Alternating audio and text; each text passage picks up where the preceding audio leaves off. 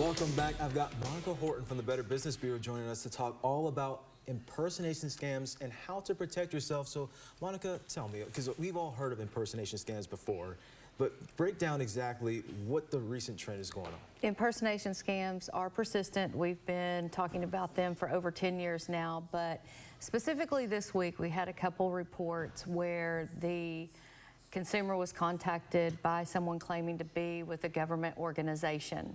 So we are seeing some government organizations being impersonated. One consumer was contacted by someone claiming to be with the FBI. Another consumer was contacted by someone pretending to be with the Federal Trade Commission. Oh, wow. Okay, I'll tell you, those three-letter organizations, FBI, CIA, that raises an alarm when you first hear that. But what should you do?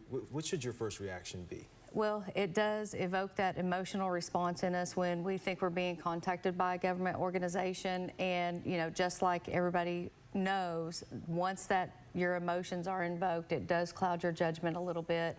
And you are, you know, trying to hurry and, you know, help them, give them the information or money that they're asking for.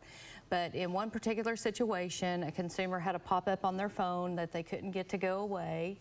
And they called the number on the pop-up, and the person that answered claimed to be with the Federal Trade Commission and said, yes, it sounds like you have some malware on your device. Let me help you walk through getting that malware taken off.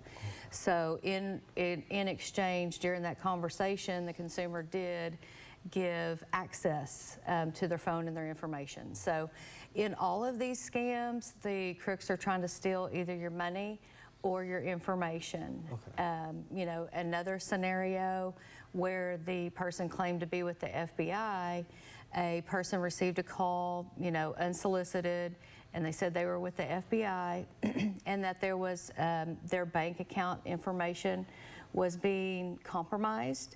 And in order for them to secure it, they needed to go to the bank, take all of their money out, switch it into the form of gold bars, and the FBI would come and pick it up and help them secure all of their money before it was gone.